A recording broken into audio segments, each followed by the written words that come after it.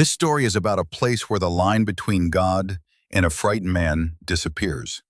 About a space where the most powerful people on the planet arrive once a year to burn something essential within themselves. I won't promise you conspiracy revelations. I'll tell you something far more disturbing, something that upends everything you thought you knew about how the decisions that govern your life are made.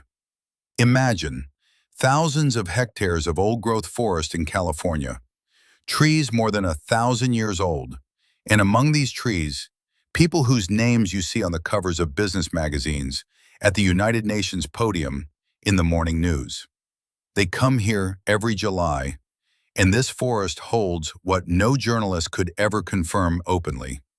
A ritual takes place here, not mystical, psychological. It is not firewood that burns here. What is symbolically incinerated is the capacity to feel another person's pain, to worry about the fate of those who will never pass through these gates. The consequences of this symbolic act are entirely real. It is after this act that decisions are made requiring a cool head and an absolutely empty heart. It is here, in the atmosphere of this singular space, that something was born which forever changed the face of our civilization. How that story ended, everyone knows, but how it began and where, the textbooks stay silent. I want to ask you a question that haunts everyone who knows about this place. Which is more frightening, knowing that the world is secretly ruled by an all-powerful conspiracy with a clear agenda, or knowing that there is no conspiracy at all? That there is only fear, instinct, and frightened people who stand before a concrete idol in the forest and convince themselves of their right to govern other people's fates. You will decide which answer is more frightening. Listen, this story is about exactly that. Northern California. Here, fog wraps the trees in a thick shroud, blurring the contours of reality and dissolving the border between waking and dream. We are inside a living organism that has breathed here since the time when the Roman Empire was nothing more than a bold political ambition. Golden rays pierce through the damp canopy, illuminating something fundamentally alien to this space. At the roots of the giant trees, tiny figures bustle about. From a bird's-eye view, they resemble ants, busy constructing their short-lived anthill. But step closer and look carefully, and you will make out expensive Italian suits, cufflinks glinting in the half-dark, and faces you are accustomed to seeing at the United Nations podium or on the covers of business publications. An anthropologist studying the ritual behavior of human communities views this scene from an entirely different vantage point.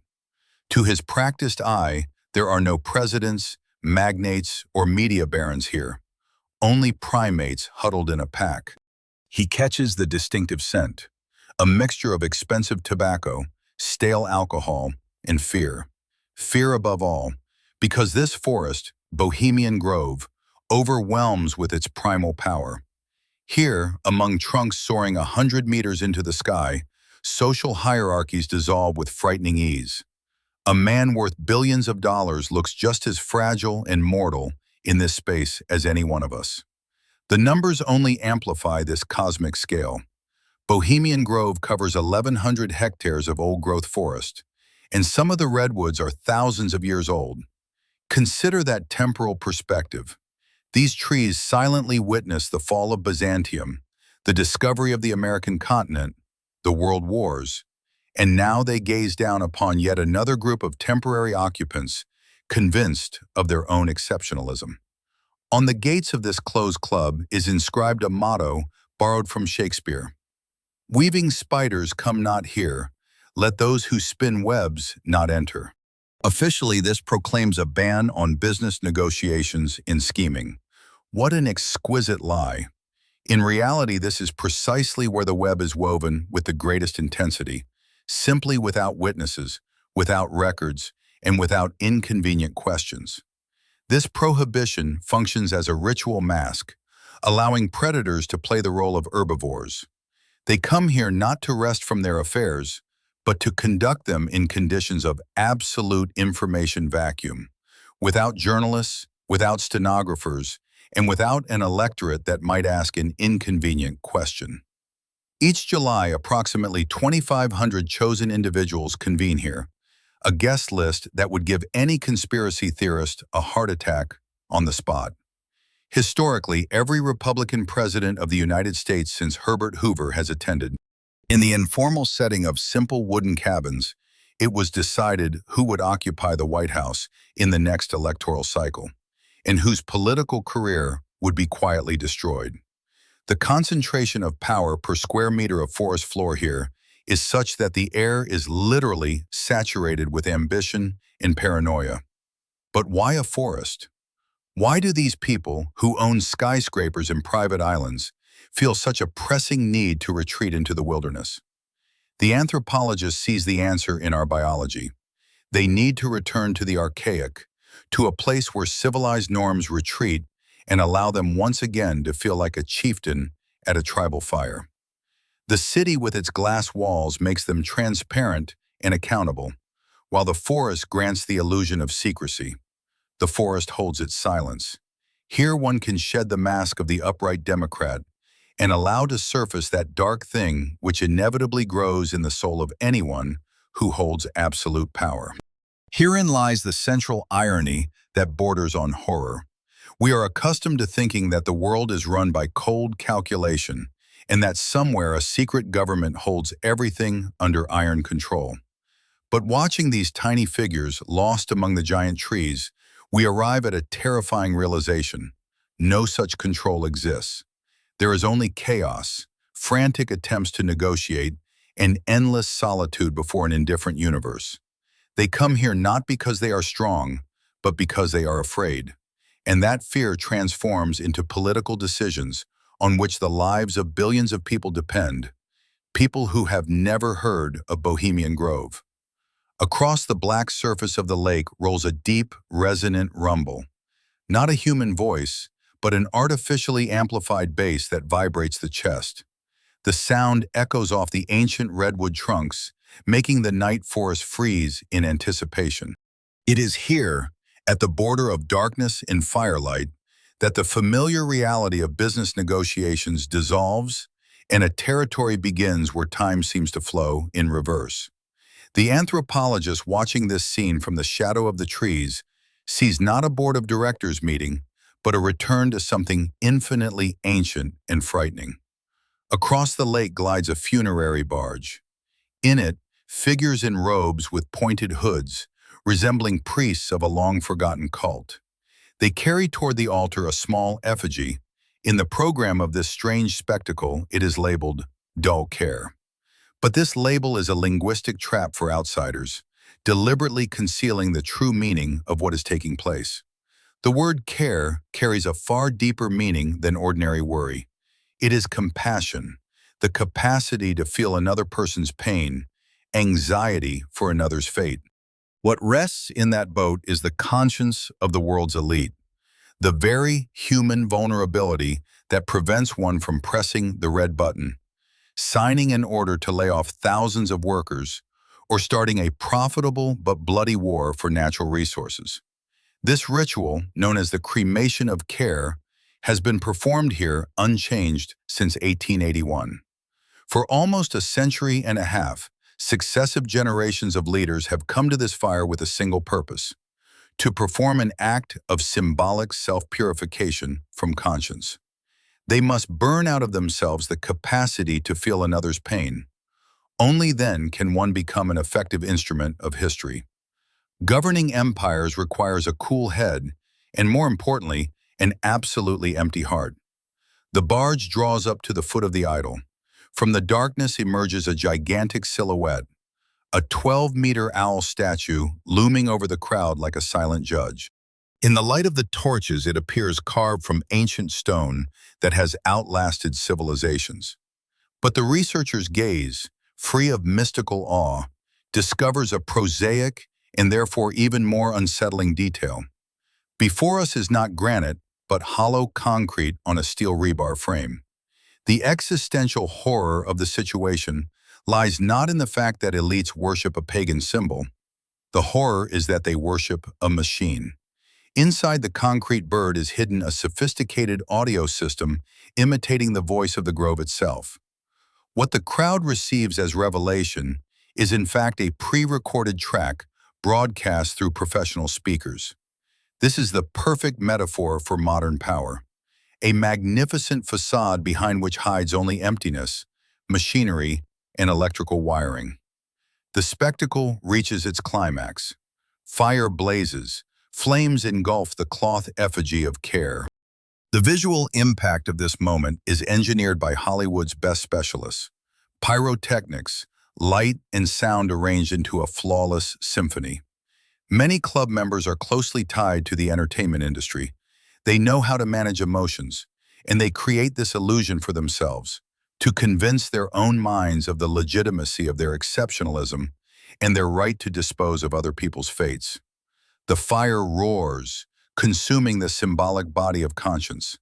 Thousands of grown men, among them those who determine the economy of an entire planet, watch with religious ecstasy. In this moment, a rupture occurs. The flame acts as a hypnotic instrument that allows them to step over moral barriers. When the cloth effigy turns to ash, they feel not loss, but relief. The burden of responsibility for the lives of ordinary people burns down alongside the doll's stuffing. The flames are reflected in the empty eye sockets of the concrete owl. It observes all of this with the indifference of dead matter. This ritual is not mysticism, not folklore. It is psychological preparation for cruelty. Only the one who has ritually burned out Care within himself is capable of giving the order to bomb without a tremor in his voice. When the fire begins to die, silence falls over the clearing. Not the silence of peace, but the vacuum left after the destruction of a moral foundation. Smoke rises toward the tops of the millennia-old redwoods. Nature is indifferent to the rituals of ants at its roots. The participants drift back to their camps, feeling cleansed and renewed, liberated from doubt. Tomorrow they will return to their offices in Washington and New York, and their decisions will be dictated by that nocturnal emptiness. This ritual is merely a prelude to what happens deeper in the grove. It is in the atmosphere of liberation from morality that history has made its darkest turns. The shadows from the forest bonfire grow longer and become shadows forever seared into the asphalt of Japanese cities. The flame that consumed the cloth Care dies down, but its glow strangely does not vanish into the darkness. It grows, changing color from a cozy orange to a blinding white that sears the retina, that very light brighter than 1,000 suns. In the cut between the sparks of the forest bonfire and the nuclear mushroom cloud above Hiroshima lies the central secret of Bohemian Grove. We are accustomed to thinking that the apocalypse is planned in underground bunkers, to the hum of ventilation systems and the blinking of server indicators. But history testifies to the contrary. The death of hundreds of thousands was designed to the rustle of leaves and the clink of glasses. And this should make the blood run cold in anyone capable of grasping the scale of what occurred. A geopolitical profiler working with declassified archives from the Tenseld Sordas holds in his hands a document incongruous with this pastoral landscape. It is the minutes of a Codin committee meeting. The date, September 2000. The location, the wooden clubhouse at the very heart of Bohemian Grove. Imagine this scene not as a frame from a history textbook, but as a living, breathing reality. At a rough-hewn wooden table sit not mere scientists. These are full members of an elite club among their own. Lawrence and Oppenheimer are relaxed. There are no military uniforms or Pentagon pressure, only old friendships, expensive alcohol, and an idea capable of tearing the very fabric of matter. It is here, in the atmosphere of absolute security, that the Manhattan Project takes shape. The paradox the profiler could not fail to notice looks like a cruel joke of fate. The motto inscribed on the gates, "Weaving spiders come not here," demands that business talk be left at the threshold. But that motto was not merely broken, it was annihilated. This is precisely where the most lethal web in human history was woven. Lawrence and Oppenheimer used this meeting to recruit captains of industry into the nuclear race and to transform a scientific hypothesis into an industrial conveyor belt of death. In the contrast between the setting and the action, there is something truly monstrous. Ancient redwoods that witnessed the height of the Roman Empire silently observed as a group of primates discussed releasing the energy that fuels the stars. The very nature the club members had supposedly come to honor was sentenced to death in this very sanctuary. The physicists scrawled formulas on napkins, and each pencil stroke brought closer the moment when the shadows of people in Japan would be permanently imprinted into scorched asphalt. Oppenheimer, the man who quoted the Bhagavad Gita, felt entirely at home here. The Grove gave him what no university could provide: direct access to unlimited resources through personal connections. The atomic bomb was born not from hatred of the enemy, but from efficient management in comfortable surroundings. It was not a conspiracy of villains, but a successful business lunch that stretched past midnight. Look closely at the faces in photographs from that period. They are smiling, and there is not a shadow of fear in their eyes at the Pandora's box they are opening. This is where true horror lives, in the banality of evil. The decision that would reduce Japanese cities to radioactive ash was made by men who had just returned from a merry spectacle. Their conscience had been burned at the owl idol, their empathy switched off by the ritual, and nothing stood in the way of their discussing megatons with the same composure as stock market quotes. The atmosphere of male brotherhood cultivated in the Grove created an ideal environment for groupthink. There was no room for doubt or moral anguish. If these discussions had taken place in official offices on the record, the bureaucratic restraint mechanisms might have engaged, but the forest removed all constraints. The freedom from care that the Grove bestows became freedom from humanism. The shadows of Hiroshima are not merely a poetic metaphor. They are the physical imprints of bodies that evaporated in a fraction of a second. And the thread leading to those shadows runs straight from a cozy fireplace in Bohemian Grove. When we look at those old wooden structures today, we must see not architectural landmarks, but an altar upon which the planet's future was laid. It is here that man finally convinced himself of his godlike nature and his right to command the energy of the stars. But why did the creators of the most lethal weapon in history choose this particular forest? The answer lies not in considerations of secrecy. The Pentagon's bunkers would have been far more secure, but in the chemistry of our brains. If we mentally transport ourselves from the damp thicket to a sterile neurobiology laboratory, a frightening picture emerges. Under the microscope, neurons bathed in alcohol and oxytocin fire, forming connections that cannot be created in an official office. These great minds were not seeking inspiration here, they were seeking biological refuge. We are accustomed to constructing complex geopolitical explanations for wars and alliances, ignoring what lies on the surface. The truth this forest reveals is humiliating to the human ego. Our leaders are governed by the same ancient algorithms that govern chimpanzee troops. Bohemian Grove is not a temple of secret knowledge, but a giant enclosure for primates at the top of the food chain. Back in the Bauset set, anthropologist Lionel Tiger introduced the term male bonding into scientific discourse. His research showed that isolating men from women, combined with collective rituals and intoxication, activates in the brain a special evolutionary mechanism, an atavism of Paleolithic hunting groups. Under such conditions, individual morality dissolves, yielding to pack loyalty. In the forest, they cease to be husbands and fathers, merging into a single combat organism. Look at footage of primates engaged in mutual grooming. This is not mere hygiene. It is the currency of trust. In Bohemian Grove, the role of grooming is performed by communal drinking and those strange theatrical productions. Biology is relentless. For a group of males to effectively coordinate aggression against an external threat, whether a mammoth or a hostile state, They must first suppress aggression within their own group. Alcohol and rituals function here as a chemical safety valve. Modern neurobiology confirms the intuitions of last century's anthropologists. Studies of stress hormone levels reveal a striking dynamic. In people invested with absolute power, cortisol levels are off the charts. They are forced to wear a public mask around the clock, monitoring every word they utter. This chronic stress erodes cognitive capacity. The Grove allows them to remove the mask. Here, among their own, cortisol drops to its minimum, restoring the sense of safety. But this biological relaxation comes at a terrible price. The reduction of stress within the group inevitably entails a reduction of empathy toward everyone outside the forest perimeter.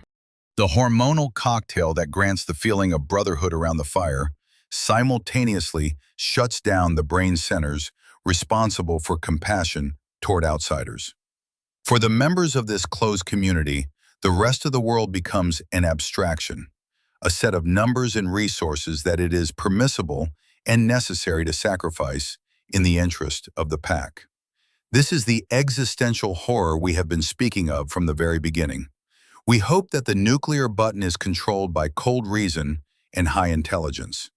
In reality, the fate of civilization depends on the hormone levels in the blood of a group of aging men trying to feel like young hunters. Their laughter echoing between the millennia-old redwoods is not a sign of merriment, but a signal of the successful synchronization of neural networks before the upcoming hunt. All the complex infrastructure of this elite encampment serves one simple purpose: regression. They need to return to that primal state where might is right. Hierarchy here is built not by the laws of democracy, but by the law of dominance. And it is in this state of relaxed beast that they make the decisions we later read in textbooks as strategically calculated moves. Yet this biological mechanism has its failures. When primal instincts collide with deep-seated complexes and paranoia. It is one thing when a physicist sits by the fire, quite another when the man who ends up there is a politician whose thirst for power borders on madness.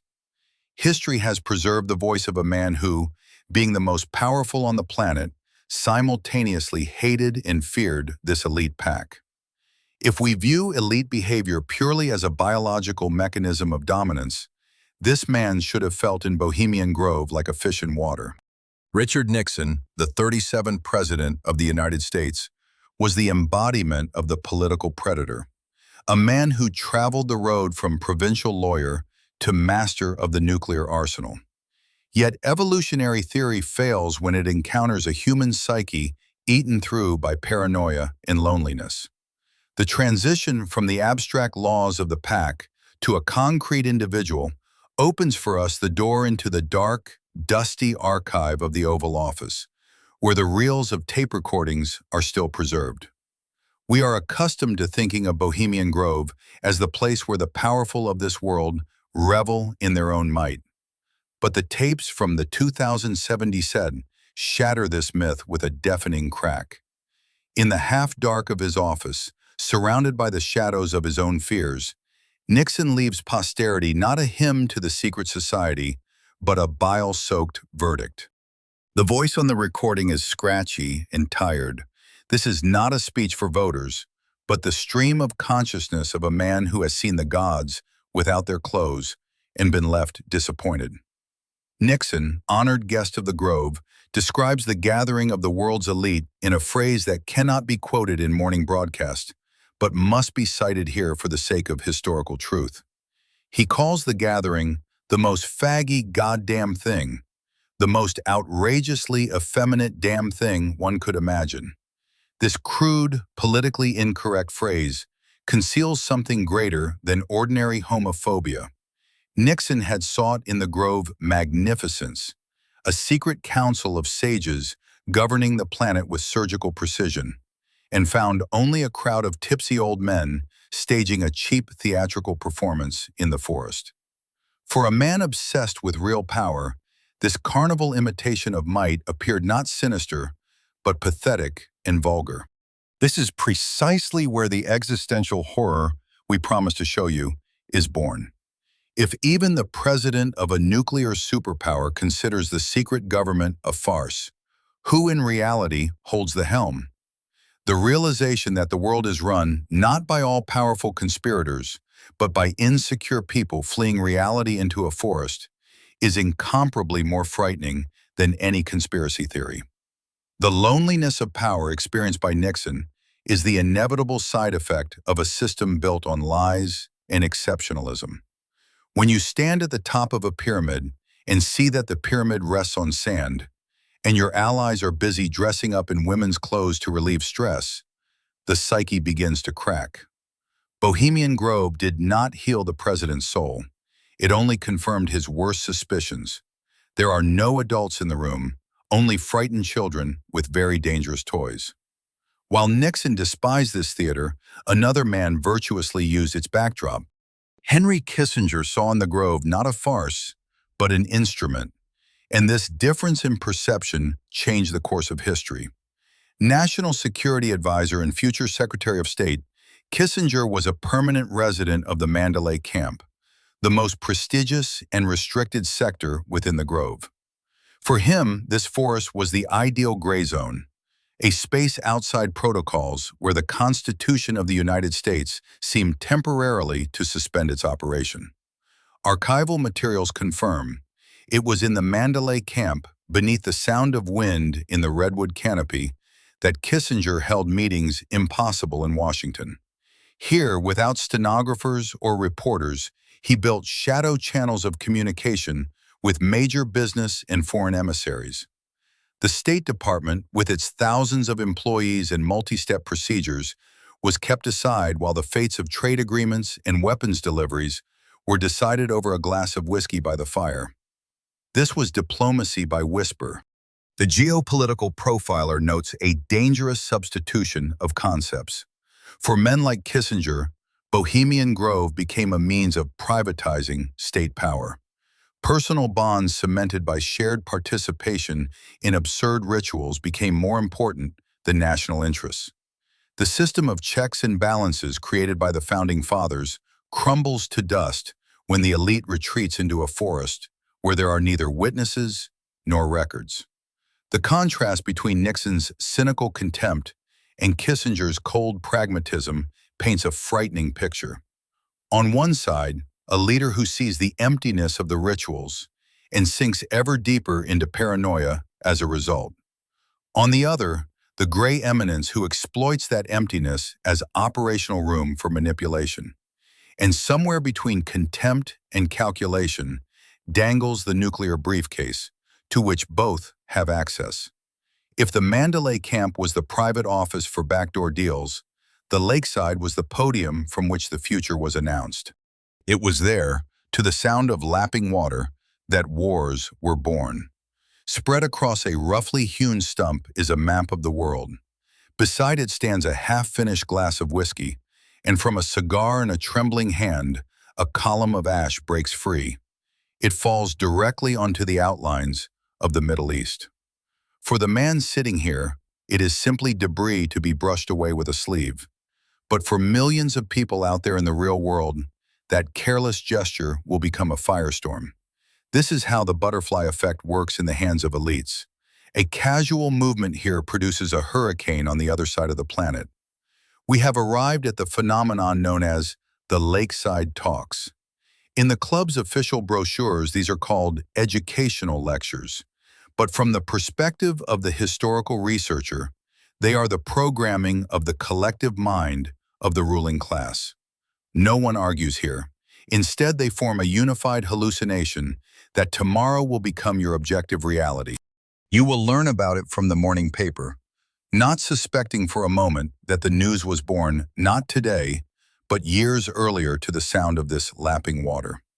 Democracy assumes that decisions are born from below, through debate and elections.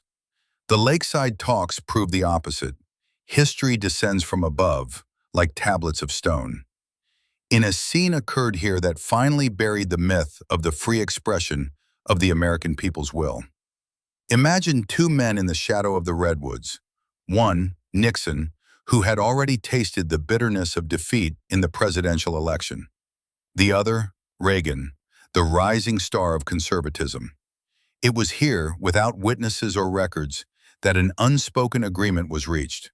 Reagan would step aside, giving Nixon his chance at the presidency in exchange for future support.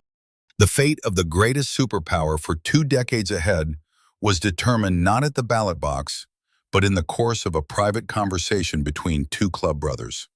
You, as a citizen, believe in the power of your vote, in election campaigns and television debates. But in reality, you are watching a recording of a performance whose finale was approved long before you entered the theater.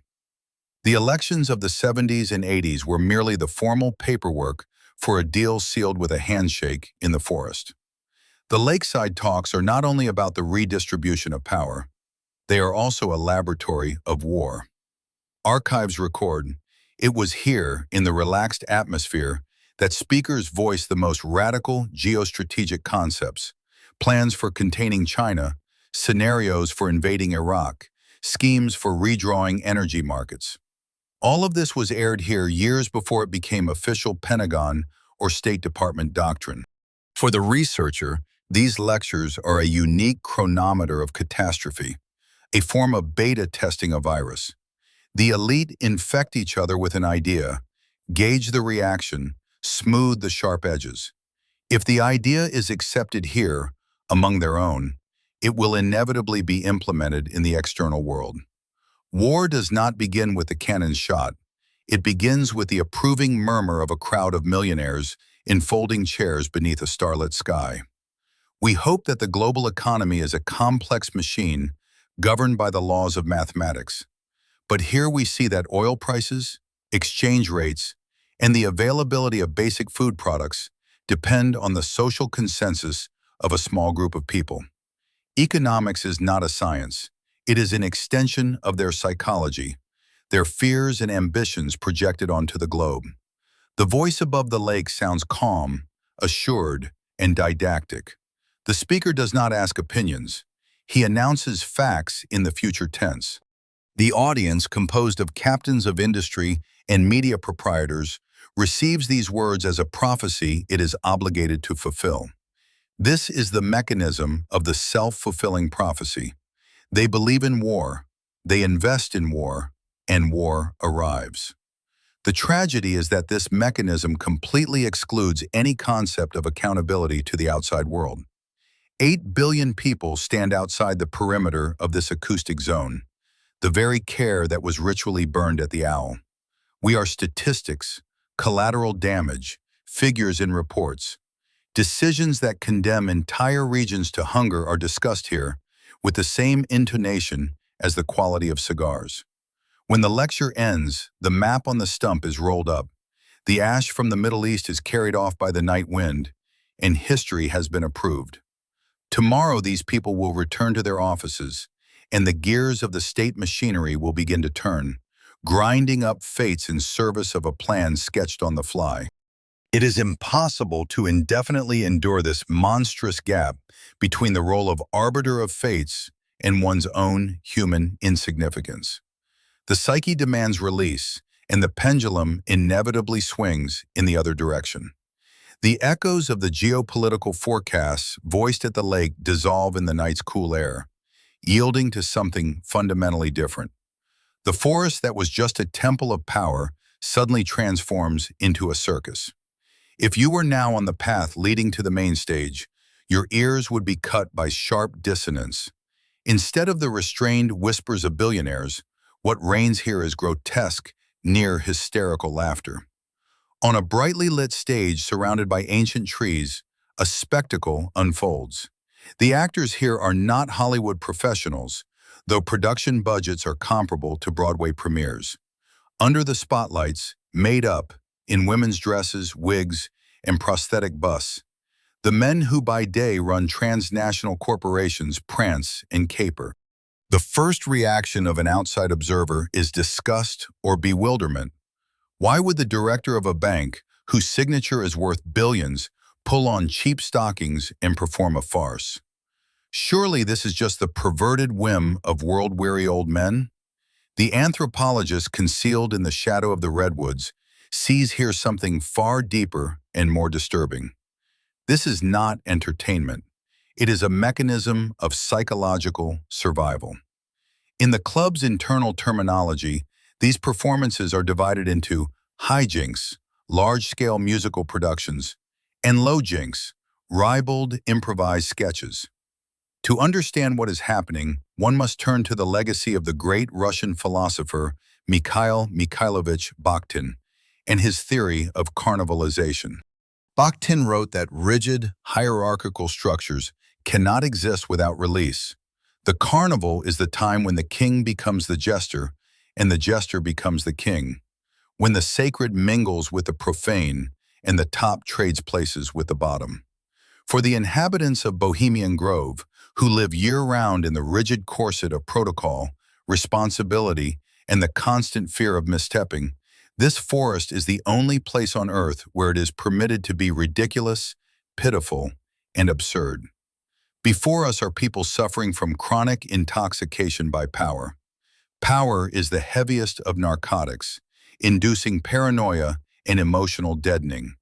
To avoid losing their minds entirely, the psyche demands regression. They need to return to the state of irresponsible childhood, where there are no nuclear buttons and stock market crashes, only play, dressing up, and coarse, gut-level laughter. This is why hundreds of thousands of dollars are spent on these productions.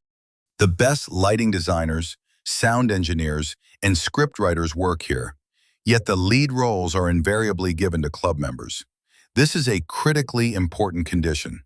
If they simply watch the show, it would be the consumption of content. But by participating in it, by putting on the dress, they ritually slay the dominant male within themselves, in order to resurrect him refreshed a few days later. Herein lies a frightening irony. The stability of the global financial system may depend on how convincingly that senator over there played his comedic role in the Forest Theater last night. If this pressure release valve fails to fire, the accumulated aggression and tension will spill not onto the stage, but into the real world in the form of irrational political decisions or war.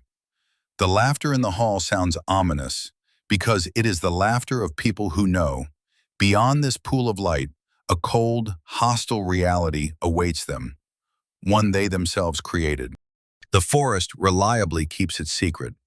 This is a space of absolute freedom, but that freedom carries the scent of decay.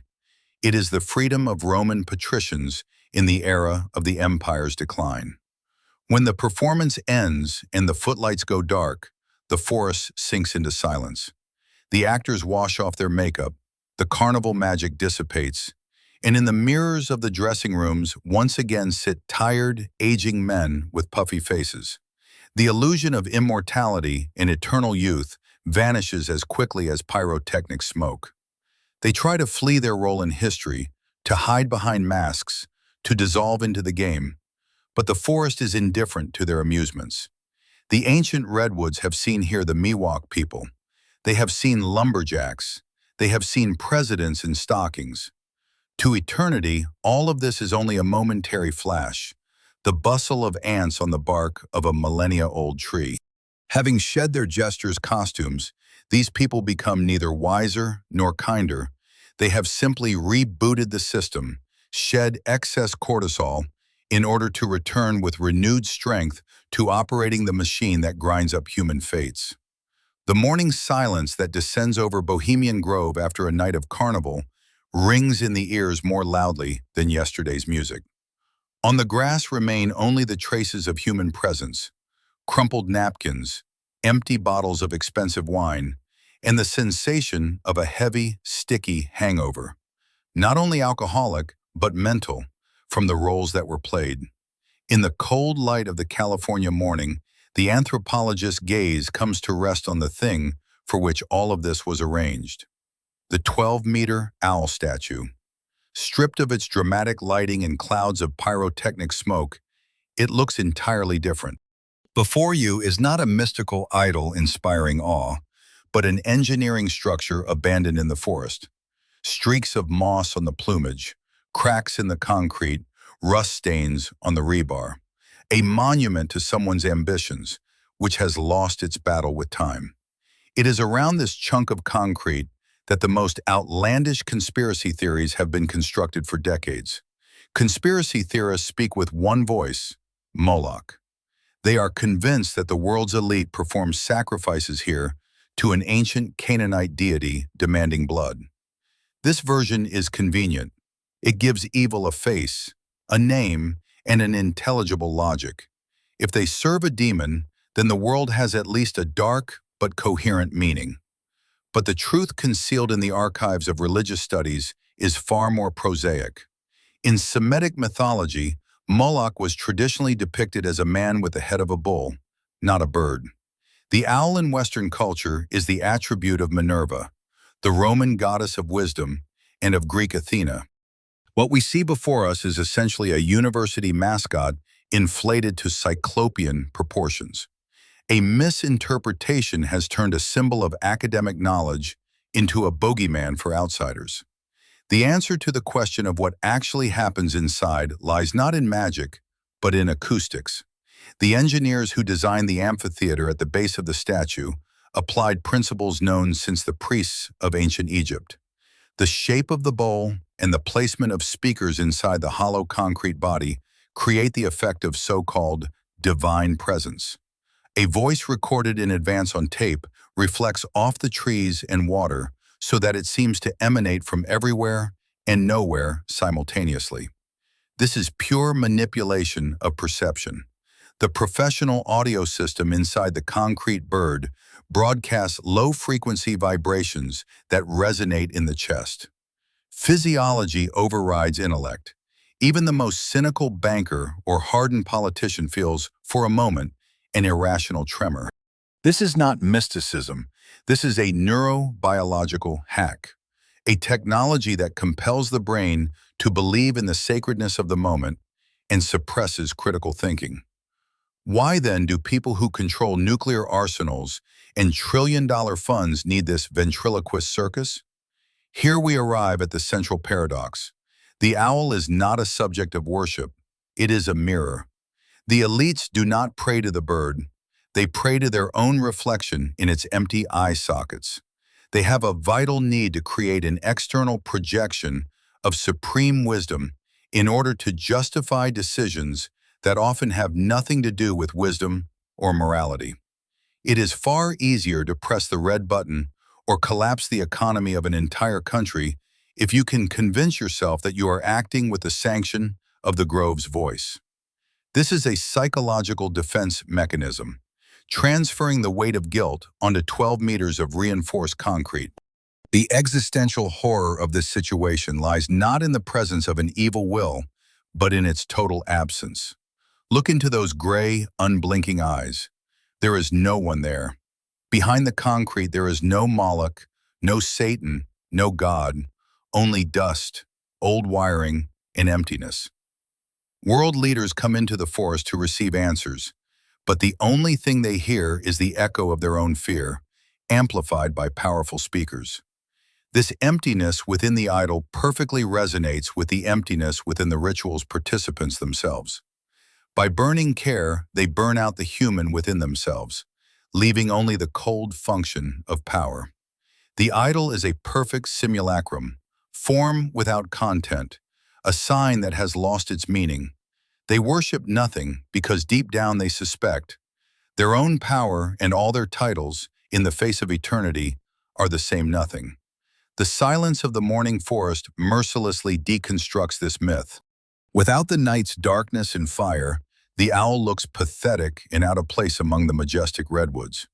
The trees that stood here thousands of years before the United States came into existence and continue to grow thousands of years beyond its possible collapse looms silently over the concrete newcomer. Nature has no need of rituals. It simply exists, and against its backdrop, the striving of humans to play gods looks especially grotesque. When the last participants have left the clearing, only the cleaners will remain, erasing the traces of the spectacle. The owl will continue to stand, gradually acquiring a new layer of moss and the droppings of living birds, real ones, not concrete. The irony of history, the symbol of wisdom to which presidents came, is in reality only a monument to human loneliness. The loneliness of a species that invented gods for itself in order not to remain face to face with an indifferent universe. We came here seeking the secret control center of the world, the black heart of the conspiracy, and found only fear, emptiness, and acoustic tricks. We are not ruled by dark priests who know the truth. We are ruled by frightened people who build concrete toys in the forest to believe, if only for one evening, that they are not alone. And this truth is more frightening than any fiction. When the last embers of the ritual bonfire die and the motorcades with tinted windows leave the forest road, the only honest silence falls over Bohemian Grove. Please write in the comments how you found this story. It really matters to me to understand whether it caught you. Do you think Oppenheimer and Lawrence, launching the Manhattan Project in this forest, understood the true cost of their decision, or was it simply a business conversation by the fireplace that went on past midnight? And one more thing, do you prefer watching a horizontal video format or vertical?